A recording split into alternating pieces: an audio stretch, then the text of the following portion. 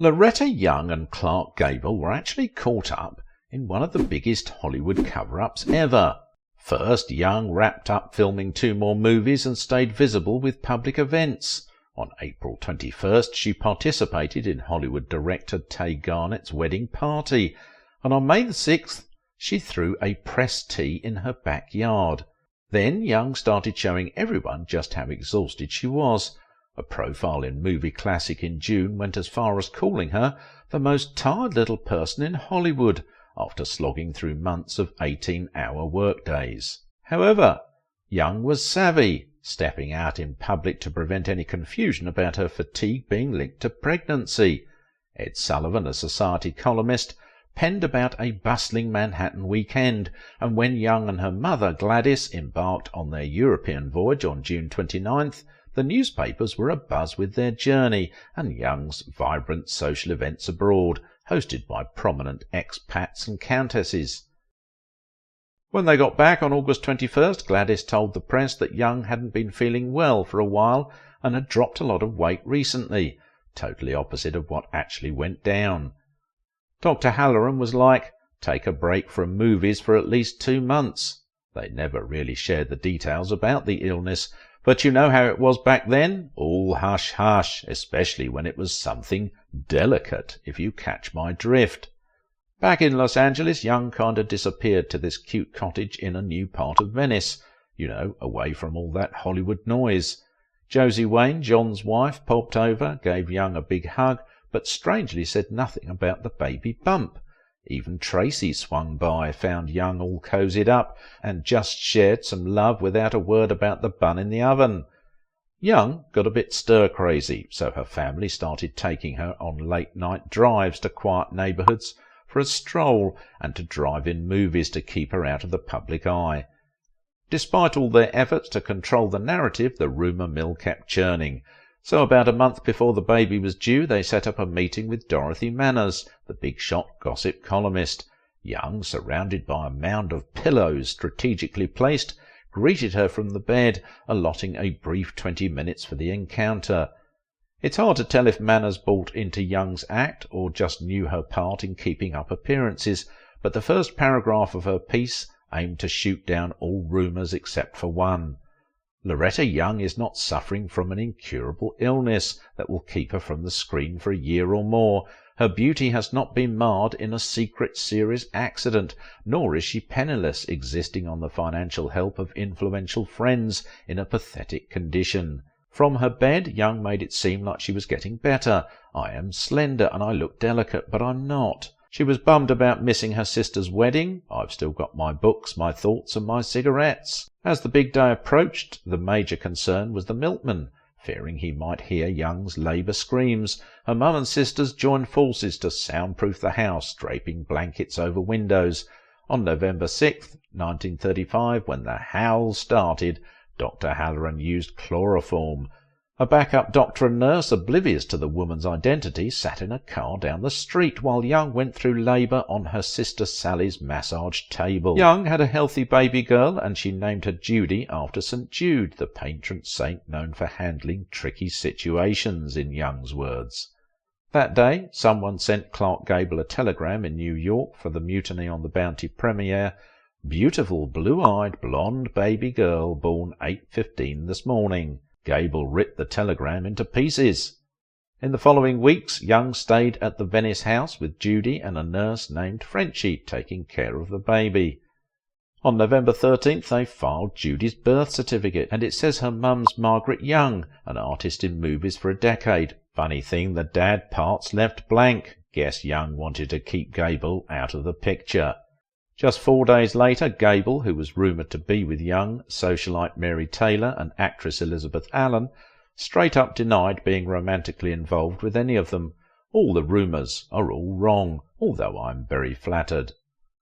While Gable was busy denying any involvement, Young was gearing up for a big comeback. The Sun newspaper ran this article, supposedly by Loretta, about how to be beautiful, and she showed up in Screenland with a full-length picture under the headline, Loretta Recovers.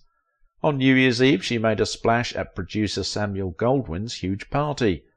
Come January, she was back at it, nursing her aching breasts as they leaked milk, and loaned out to MGM for a new film role. That meant working on the same studio lot as Gable. He and fellow MGM star Spencer Tracy decided to surprise Loretta on set. Young couldn't bring herself to look Tracy in the eye.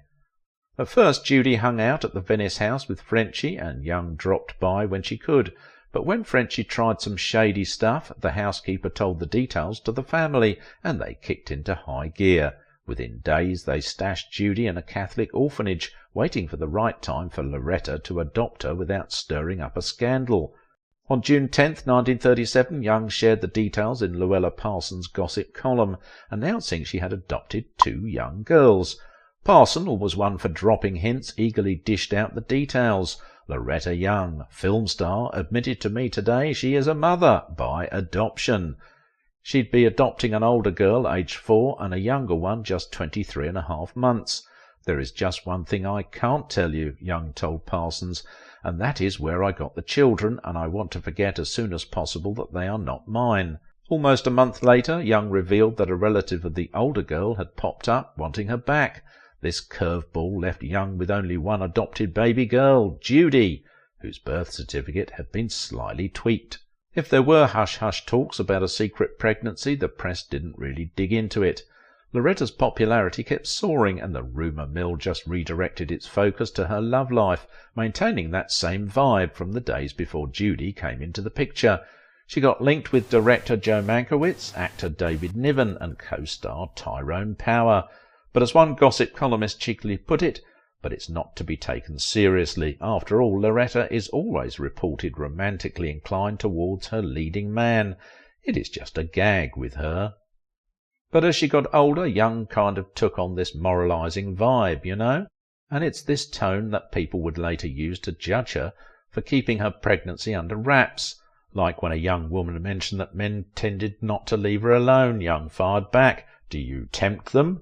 The young woman then asked Young about her time with Tracy, wondering if she had dared be alone in a room with him. "Certainly," Young responded. "I've been alone in a room with him. I know what I'm doing all the time. Every woman does, if she wants to. Give some men half a chance or less, and they'll make a pass at you. No man ever, as the quaint saying goes, insulted me, unless I gave him some sort of opening." It might sound preachy, but looking back, it's also a way for her to publicly shame herself. In her eyes, she took full responsibility for the pregnancy. She did ask Gable to visit the baby, and as she remembers, he did so only once. Young set up a bank account for him to chip in, but he never came through. She kept Judy away from the cameras, hiding her with bonnets to mask those unmistakable Dumbo ears that bore a striking resemblance to Clark Gable's. When Judy turned 7, they had to surgically pin those ears back. A complicated story, but for Young, it was a story she felt she had to tell. In 1940, Young crossed paths with Tom Lewis, a dashing ad exec, and soon tied the knot. Fast forward to 1945, she proudly welcomed 2 sons, Chris and Peter. By 1948, she snagged the Best Actress award, skillfully donning a somewhat believable Swedish accent in The Farmer's Daughter, and the covert operation endured. As per Chris, his dad never directly delved into or challenged Judy's lineage.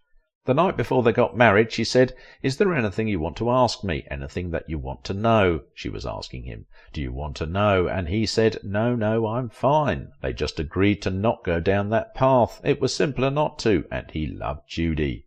Gable, after his 3rd marriage to Carole Lombard tragically ended in a plane crash, tied the knot again in 1949, this time with Sylvia Ashley. Coincidentally, the same year, Young and Gable were paired as romantic leads in Keys to the City.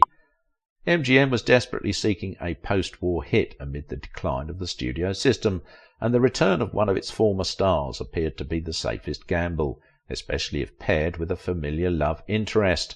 When Dor Sherry, the head of the studio and a long-time friend of Young's, proposed the role, Young agreed. It could have been a sense of duty to Sherry, or more likely another shrewd publicity move. No one would expect the alleged mother of Gable's child to take on the role of his on-screen romantic interest.